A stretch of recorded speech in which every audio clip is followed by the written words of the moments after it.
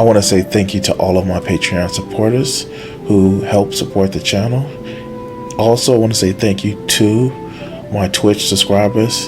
Help the channel out by donating or go to patreon.com. Thank you. Alright, so you guys know the deal. Like, share, and subscribe. I'm trying to hit 1,000 subscribers for YouTube by June 1st. Help me out. We're about 150 158 59 away. If you can actually help me out by when you watch this video, hit that like and subscribe. It'd actually help me out a ton. And with that being said, also if you want to help out the channel, the Patreon link is in the description. You can DM me on Twitter, where you can actually purchase art commissions like the one I'm working on now. Even though it's on personal commissions, hit me up and we can actually looking at some of my other art that I have. That being said, let's get into the trash fire. So, as somebody who's ethically non-monogamous, yes, I deal in a poly community, and well, the bastardization of some of the stuff that I see kind of gets me, because a lot of these people who have a lot of people incorrectly think that people use polyamory as just a way of just getting sex out of nowhere. It's not about, oh, I want to fuck somebody to make sure that I can get the best of the best of the best of the best. No, it's literally a relationship type, and it's not for everybody. It is not for everybody. There are some people that it doesn't work for. Some people can be in a relationship with somebody who is monogamous but they're polyamorous. Some people can actually be polyamorous and play the role of monogamy. It is something that can actually happen. It is not unheard of. It depends on what your conversation and your relationship boundaries are with your partner or partners. I see a lot of people actually shitting on it, and a lot of these people are just so, the people who say it's not their style, that's one thing, but the people who says no, it's bad, it's bad, it's bad, it's bad, you know, it was bad, it is bad, it is bad. A lot of those people are well, let's just face it, they're dealing with a lot of insecurities. Now, I saw this pop up because my algorithm is fucked, because I see a lot of bullshit, but maybe this isn't a video where I may have the wrong idea about what's going on. But to be fair, when a video says women are making society polygamorous, the surprising consequence of female success, I tend to treat this as a little bit suspect. But you guys be the judge, and let me know if I'm being too harsh on the motherfucker. Why does he look like Alexander Grace, looking directly into the camera? You need to pay attention to me. Like, no, dude, stop, back up. I don't know you that way. Let's go. And this is Psych Hacks, Better Living Through Psychology.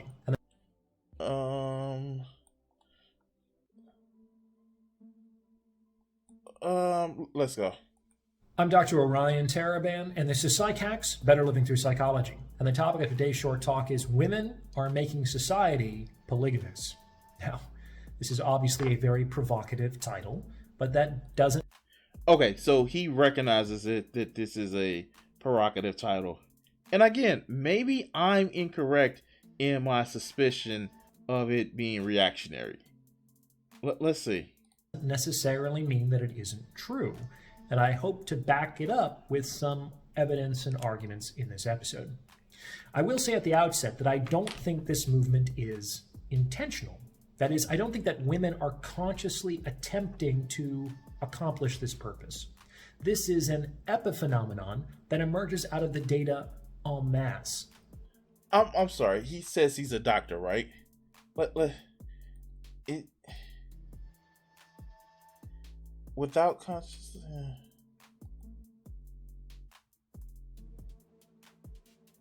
Wait, is there a study? Is there a study?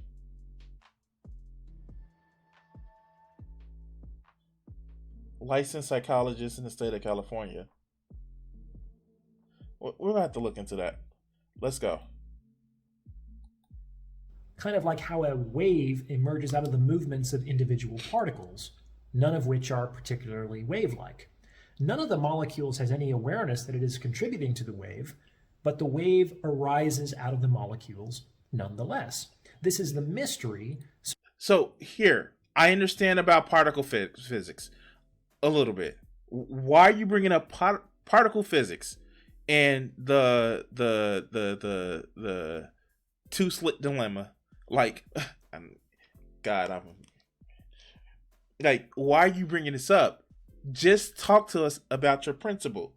Have that conversation instead of trying to give us a fucking physics lesson. Is that physics? Particle physics, yeah. Instead of trying to do that, instead of trying to use that as a way of backing up your hypothesis that you're having, because this is just an hypothesis, tell us about why you're finding this. Come on, you just spent a minute talking about this. Let's go. Surrounding individuals and populations. The two are obviously connected, but it's impossible to see how unless you take a wide enough vantage. And of course, before I lay out my arguments, please be sure to like this episode and subscribe to this channel. It takes less than a second, costs you nothing, and it's also a way for you to be a part of something much larger than yourself. So, do the thing. Now, to understand why this is happening, why women are making society polygamous, you have to first understand that women today are absolutely crushing it. While there was a gender gap that clearly favored men 50 years ago, we now have a gender gap that clearly favors women. In what way? There's still a pay gap. Yes, it may not be 80 cents to $1, but it's still a pay gap. In what way? Please enlighten us. And in many domains, the size of this gender gap is larger than the size of the gender gap that we had a half century ago. Probably for the first time in human history, in most Western societies, childless women under 30 are earning more than... Now, here's the thing. First, listen to all that caveat. In history, in Western society, the system of capitalism is only about 200 or 300 years old. And no, it's not but my capitalism. But dude, like, stop making it seem like it's some big sea change in the grandness of human history. No, dog, this is literally a economic system that is that is younger than some other fucking... do I want to say schools of thought or philosophies? Yeah, philosophies. Capitalism is actually an economic philosophy that is not that old compared to some of the other things we have now. Why does it seem like it's a big deal when you make a system where everybody needs to work and the people that don't have responsibilities to child care or to family member care are starting to make more money? And I don't know, it's something about service economies versus manufacturing economies that when you have more people in those service economies, when manufacturing and manufacturing is going away, of course. But all right, let's go. Than childless men under 30.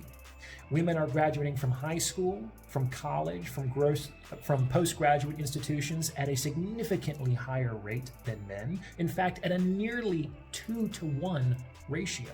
They are doing very well. So, hooray, women. That said, all this success does come with an unintended consequence with respect to the dating market.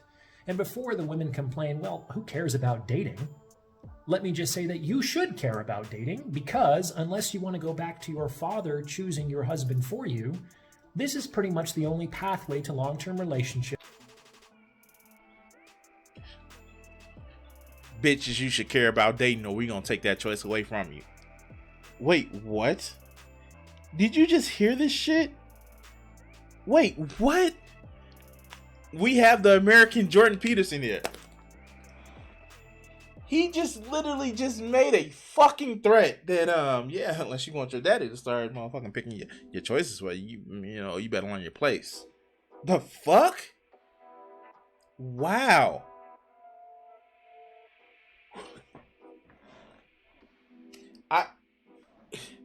Wow. God damn. Well, that escalated quickly. Wow. I don't know with that one. Like, dude, what the hell did you just say?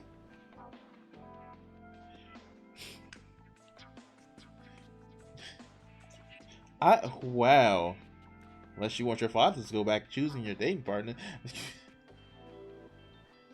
Okay, let's continue. Marriage, and children. Wait, and this presupposes that you have to be married to have children. That's what that presupposes. Yeah, let's go.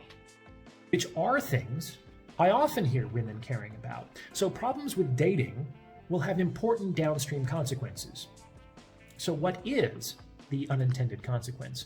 In order to understand it, you first have to appreciate that women tend to date hypergamously. For those of you who have never heard this term before, hypergamy is the tendency to date across and up status hierarchies. Yes, that was a trend when women first couldn't get fucking jobs or credit cards of their fucking own. You know that situation is changing, right? These motherfuckers. You know that there are women who would actually date guys who don't have the same level of income or have a lower level of income. You know that's a thing that happens. Now, if you're talking about college educated people, it's a little bit of a difference. But there are people who, I don't know, are dirt poor, that are guys that are dating women who are dirt poor as well. That's a thing that happens, dog. I can't understand these people. Let's go. To put it simply, women want a man who is at least as good as her, if not better. And better, of course, is how women choose to define it, because it's for the cat to decide which milk is good. However, with respect to some very obvious metrics, women tend to marry men who are older, taller, stronger, higher status, and higher earning. And I'm sure because he is a licensed psychologist, as he states, even though we don't have any reference of that, he's just stating it. He's stating this as fact. It's one of those whole arguments from authority type things where it's like, regardless of the fact that I may be putting my own personal beliefs in it, it seems as if I'm an authority because I have a PhD behind my name.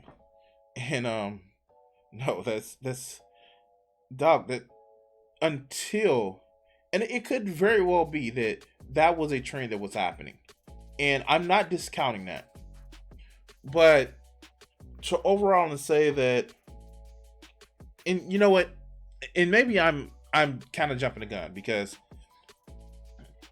it's the way he's presenting it is almost as if that it is a it goes unquestioned.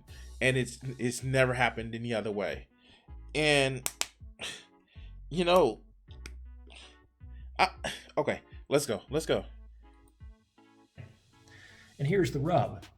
If women are outperforming most men, and women continue to date hypergamously, then voila. You have an increasingly shrinking pool of men that the majority of women would even consider as candidates for dating and mating. And that's bad for. See, and this is where I always want to give people the benefit of the doubt. My lived experience, so many other people's lived experience, just discounts that. And I hate to say it like this, but that's a middle class problem. It is such a middle class problem. It's such a you need to climb higher up on the social ladder problem that, again, it's like these people never ran into poor people or people who aren't middle class. They're just the working class. It's as if these people, and then they want to say, oh, you're, as Andrew Tate put it, you're a brokey. And it's just like, do you know what have you met a real person? Or are you just looking at the data and building your narrative around it? But let's go. For women, because fewer eligible men significantly increases the intra-sex competition for a dwindling pool of potential mates. And it's also bad for most men because most men are just flat out being disqualified from the sexual marketplace. On the other hand, it's not a fucking marketplace. This is the shit that pisses me off. It's not a marketplace. And I'm going to say this. I'm going to be very honest with you guys. If you're looking at it as some kind of competition, as some kind of game, as some type of, I need to win, I need to get this bitch to like me so I can stick my dick. Like, no, you already have lost the fucking plot.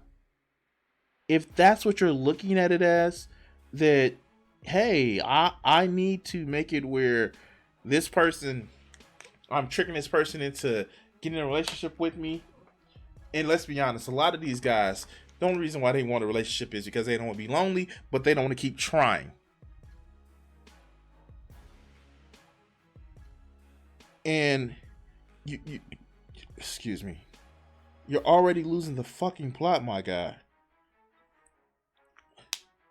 But let's continue. If you are a top 10% man, a top 5% man, wow. Is it a time to be alive? And why is that? Because all of these beautiful, high-achieving, intelligent, successful women are competing for you, one of a smaller and smaller subset of men. And the men at the top of these status hierarchies are just having a lot of sex with a lot of different women, and this phenomenon is accelerating at a fantastic rate. In the last 10 years, the number of sexual partners that the average man has had has remained the same. However, over that time, according to the General Social Survey, the number of men under 30 who had no sex in the past 10 years, in the past year, has tripled from 10% to nearly 30%. And this is what's kind of like really, really irritating to me about that study. A lot of people, they don't address the fact that maybe it's the economic system that we have. And I'm not going to say, oh, capitalism bad. That's not what I'm talking about. You know, one of the real reasons why, even after my divorce, I actually still made to go get my own place. Even all after the financial struggles, I still worked to make sure I had my own place. Because I wanted a place that I can have sex at.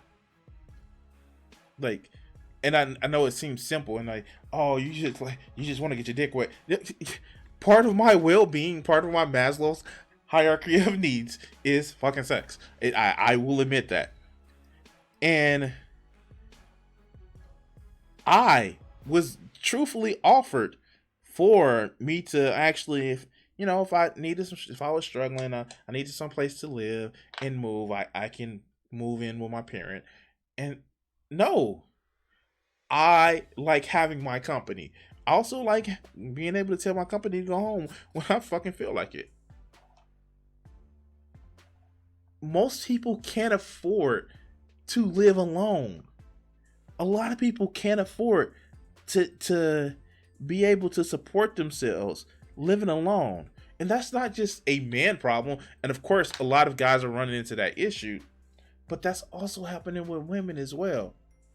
It's just that if you're somebody that can afford to have your own place, it happens. But they never cite that. They never cite that a lot of people are having to move back on with their parents. They're never citing the fact that wages have been stagnating.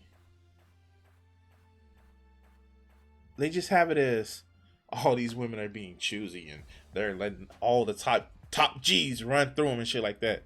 No, that's not. All right, let's go. This means that one in three young men have absolutely zero presence in the sexual marketplace. On the other hand, only roughly 1 in 6 women in that age group reported the same thing. This creates a correspondence of roughly 5 women for every 4 men.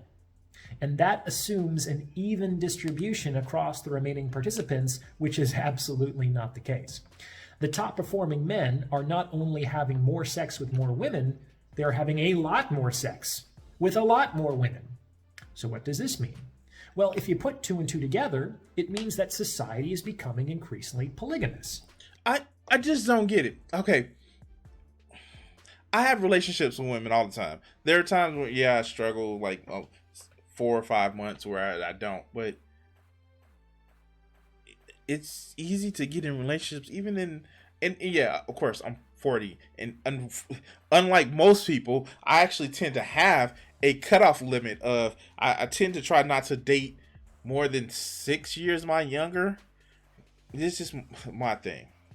But I refuse to believe that the top, like, I'm somebody who's in the top 1% because 1, I don't have the funds like that, and 2, it's just incredibly easy to, talk to somebody and, get to know them. And yeah, I admit I have my own place, and that leads me to being able to enjoy freedoms that other people don't. That's not a it's not a thing that is. A lot of these people, they just they have no place to have sex. They can't go and buy hotel rooms all the time as much as they want to. They may not have a vehicle. So yeah, these are things that are easily explained other than women are becoming more polyamorous. No. Okay. All right. Let's go. In which a smaller and smaller subset of men are enjoying a larger share of the sexual access to all women. To put that 5-to-4 ratio another way, this means that 20% of... And there we goes. The 80-20 rule. There we goes.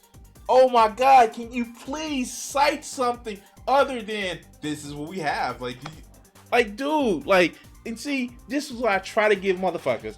I don't try to say, oh yeah, this is a stupid right-wing ass motherfucking video, and look, let's make fun of it. But you hear the shit. You actually hear the shit when they're saying it. It's just 80-20 rule. Like, the fuck? Dude, no. First of all, that was a meme. The actual thing of the 80-20 rule was a fucking meme. Look it up. The guy who originally came up with that rule was trying to find out about plants and shit like that, about crop yields. And y'all took it as y'all Bible, so you don't have to fucking try. But let's go. Women under 30 are currently in a polygamous relationship, whether they're aware of it or not. This situation is not conscious or intentional, but the data back it up. And just to be clear, this is not something men are doing. This is not something that men are forcing on women. What? Well, in the first place, you have to remember that more men are getting less sex than they had 10 years ago. So if this is a conspiracy on the part of men, they're doing a really bad job of it. And in the second place, women are gatekeepers of sex. These women are not having sex with a smaller subset of men against their will. It's the women who are functionally voting with their feet. This is the craziest shit I've ever heard. Because you just are trying to make it sound like what he's saying is this. He's trying to find the most clinical way of saying it's like, well, women are, it's just hypergamy again. It's just women, they don't like broke men, and they going for the top G's, top G, top G, top T. At what point do you get tired of this bullshit? At what point do these guys who listen to this shit just get tired of it and say that, hey, you know what? I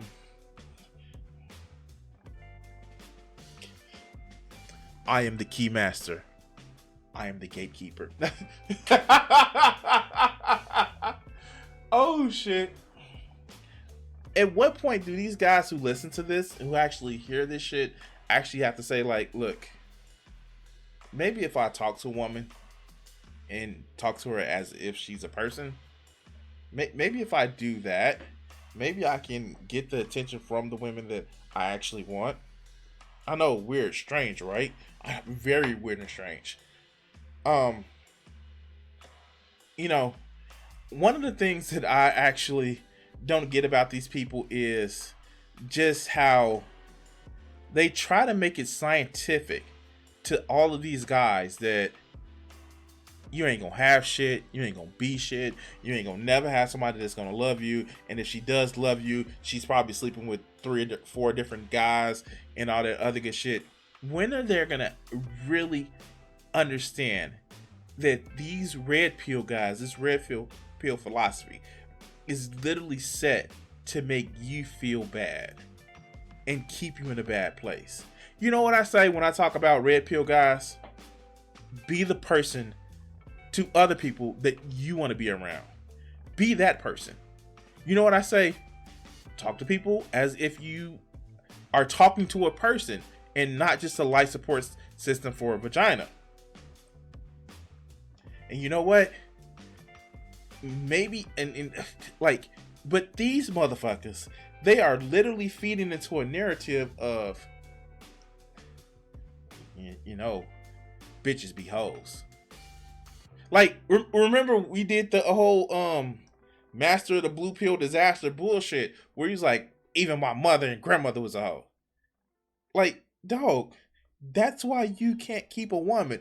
If you're having a conversation like that, will you think that somebody don't love you because they're not staying with you forever and ever?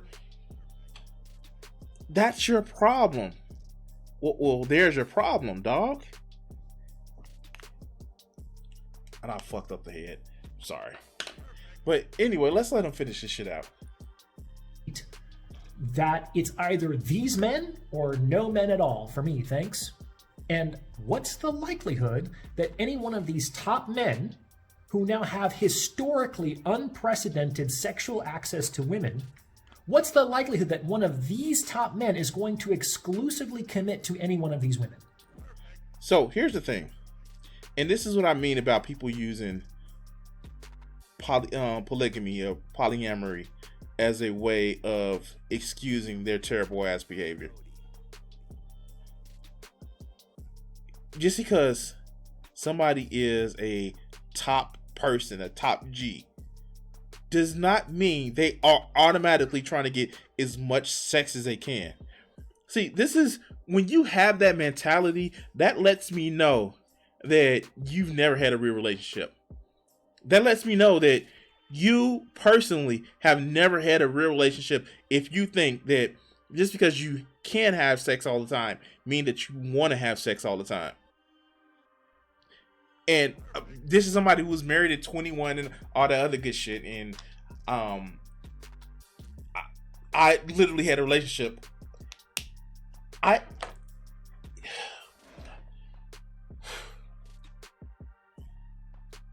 If you think that because you have somebody that claims to be your girlfriend, that you will want to have sex with her all the time, that just because you're a walking, breathing guy, that you want to have sex all the time, it's laughable. That lets me know that you have never been in a relationship. I It's laughable. Because all that says is, what are you talking about? I've of course had the sex. I've had the sex. And like no, dog. That's not how that works. That is not at all how that works. You sound like a child. But let's continue. I would say that it becomes increasingly smaller. So this is one of the unintended consequences of women's recent success. And what are the solutions? Well, we know that there are several bad or unlikely ones, including reactionary social movements that relegate women to traditional gender roles, or asking women to date and mate with men who are less desirable to them. I mean, neither of those things is going to happen. So, to be honest, the best solution that I can come up with is to really support men. Like, to support men with at least as much vigor and enthusiasm as we currently support women. Okay, so that's the one thing that I can actually say. Yes, of course, we should actually do support men. It's unarguable. We can't argue that. My problem, and yeah, my problem is that it is unfucking believable, unbelievable that this is a thing where this motherfucker actually just made a video trying to rationalize a fucking meme, a 80-20 meme. And that, my friends, I fucking can't. Like, you guys have no idea of how much and how fucking stupid a lot of those memes are. I mean, like,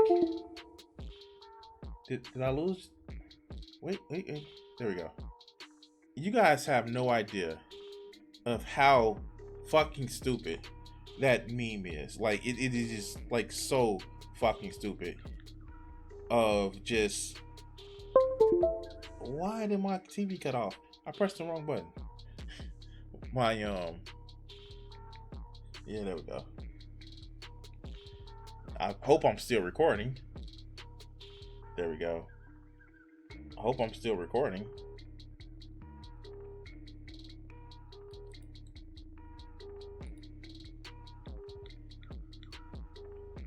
Sorry guys, I actually hit the wrong button. There we go. But yeah, it's just so fucking like ridiculous about so much of this stuff, and it just seems like a lot of these guys are just, they've had no experience with women. They've had no experience with relationships. They only see women as just sex toys and not people. Oh my god, you guys have no idea. And as somebody, and I will admit, I'm somebody who's a demisexual.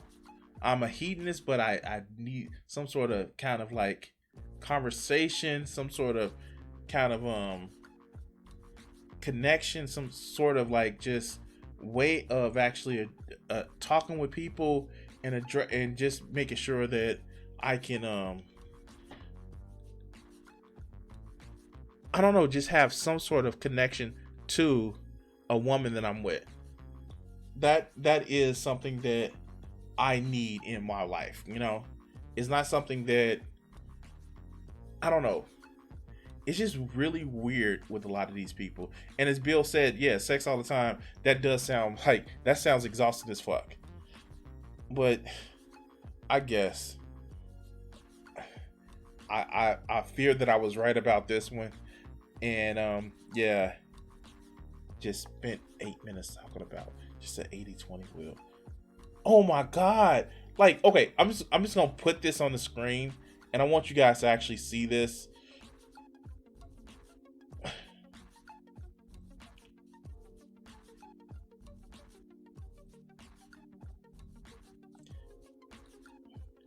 Don't tell me it's just about making sure that men are supported. Women win this dating game. Men should think twice. The part that women always leave out: dating and attraction. No, no, no, no, no, no, no, no. You're using. So here, let's look up his name.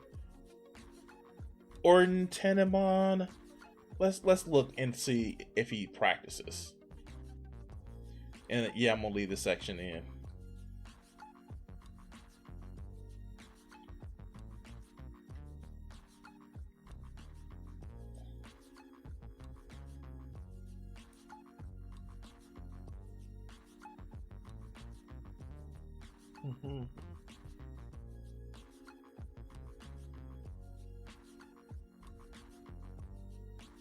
It's Orion.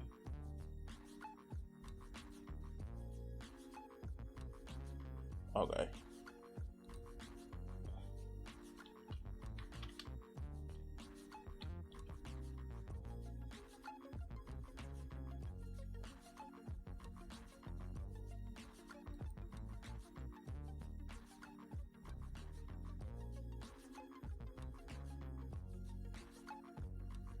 Let's see if we can actually find his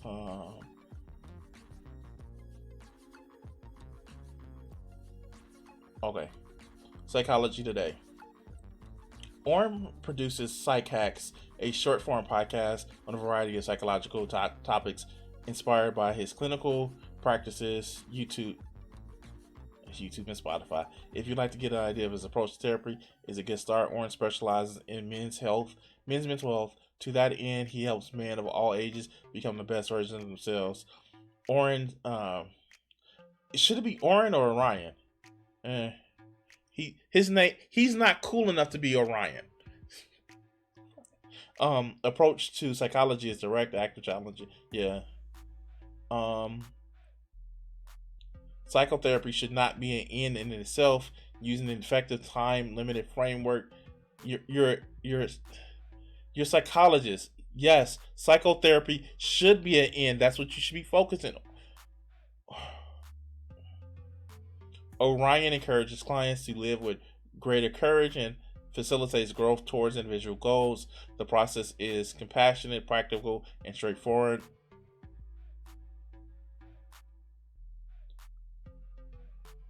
Uh, 300.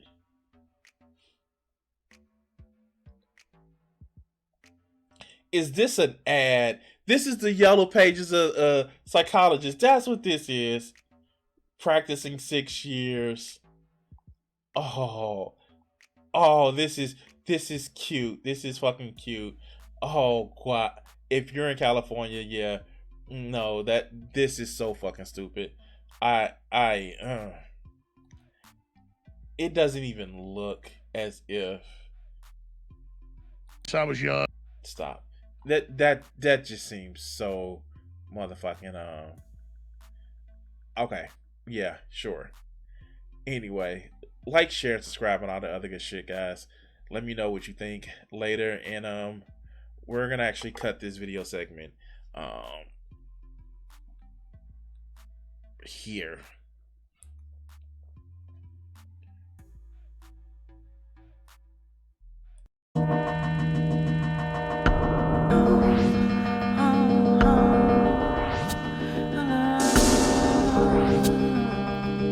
If I gave myself the power